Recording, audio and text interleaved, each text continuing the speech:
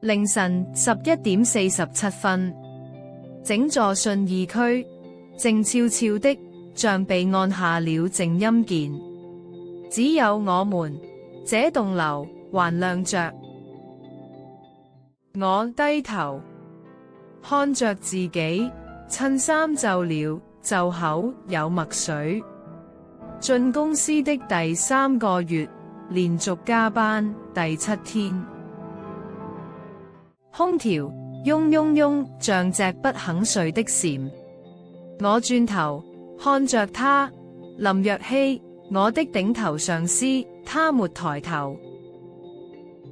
真絲襯衫，今晚他穿着，不是辦公室那種硬挺的白，是奶油色、偏米色，像椰子肉。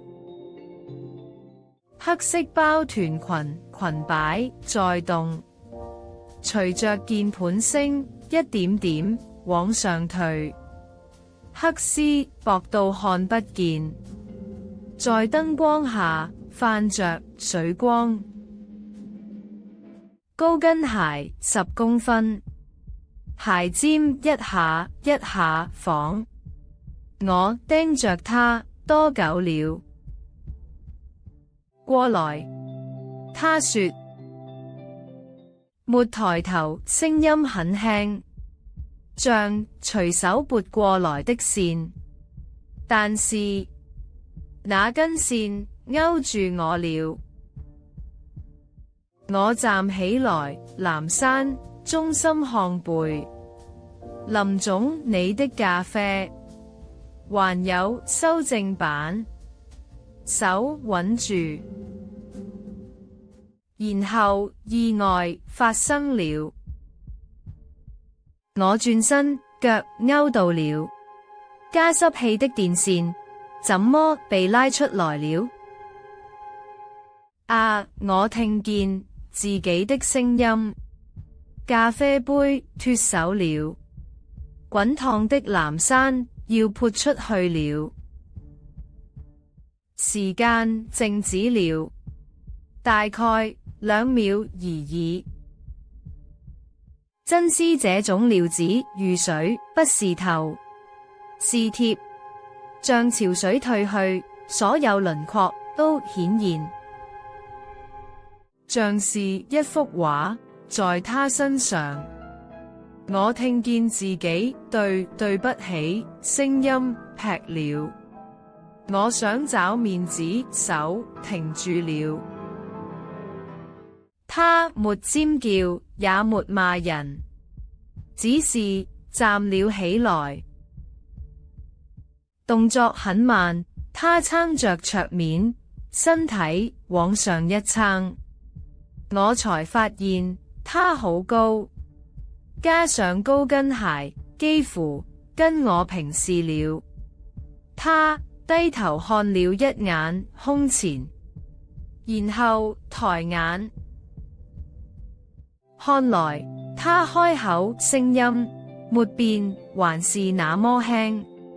你的實習評分真的不想要了。他繞過桌子，高跟鞋咔咔咔，每一步都不快，每一步都在數。他停了，在我面前太近了。咖啡的味道混着香奈兒，苦又甜，一種奇怪的味道。跟我來，他說，轉身往那扇門走去。我每天不敢多看的那扇門，他的私人套房，只有他有鑰匙。他打開了，回頭進來。套房很小，真的小，一張沙發2個人差不多了，還有梳妝桌，浴室門磨砂的。他關門，咔，很輕的一聲，然後脫你的襯衫，我聽錯了嗎？他看着我沒有第二次，但是那個眼神不是開玩笑。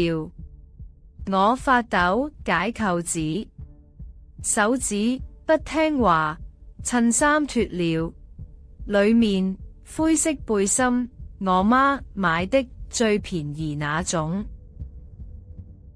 他接過襯衫，然後我完全沒反應過來，他自己的襯衫，被咖啡浸透的白襯衫，從下擺開始，一顆扣子，一顆扣子，慢慢地解開了。我下意識轉頭，看着我，他命令的口吻。我說，看着我。他褪下襯衫，然後我的襯衫袖子另一隻袖子沒扣最上面那顆。過來，他又說了這兩個字。今晚第二次了，但這次完全不一樣。我走過去，腿軟不怕了。為什麼？不知道。他靠在桌邊，手撐着，那姿勢說不上來，成熟女性才會有的。你幾歲？他問。24，第一份工作。他笑了。我第一次看他笑，很淡嘴角，彎了一點眼睛，先彎了。那你運氣很好，他說，遇到我。我不記得了他怎麼問上來的，只記得他的香奈兒突然放大了1000倍，還有他的手抹塗指甲油，穿過我的頭髮，停在後頸。深玫瑰紅的唇膏嘗起來沒味道。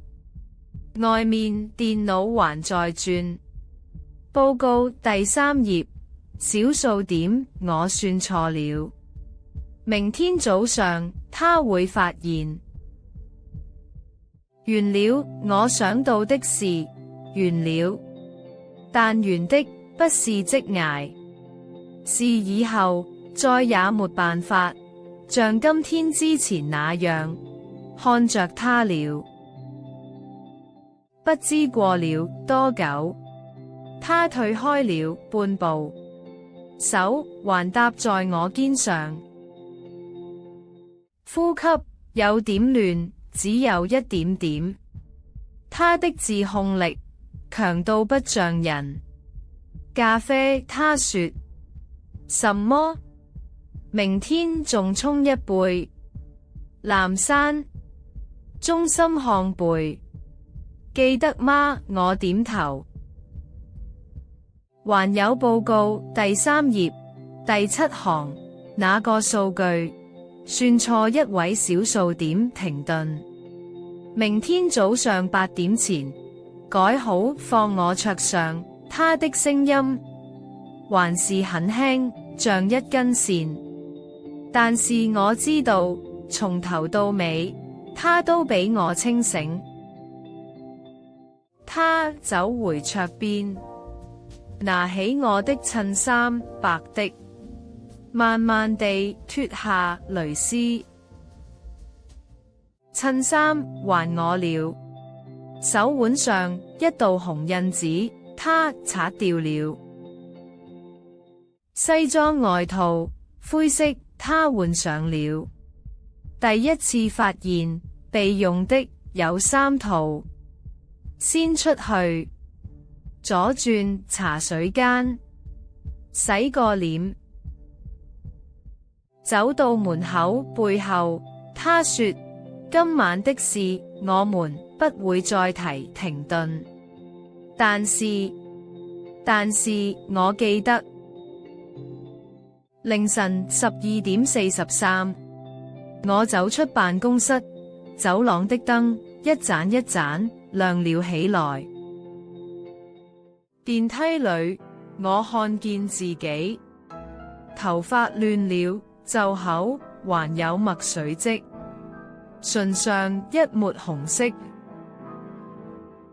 冷風灌進來，我醒了，回頭看那扇窗，32樓，燈還亮着，它還在上面。那句話，但是我記得，那不是威脅，是一種宣告。凌晨1點，我站在寫字樓外，路燈下，冷風吹走了最後的香奈兒。明天8點，他會坐在紅木桌後，白襯衫一絲不苟，藍衫我沖的，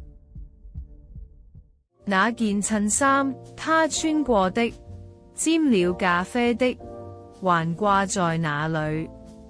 他什麼時候還是根本沒打算還？這就是我的問題，也是故事的開始。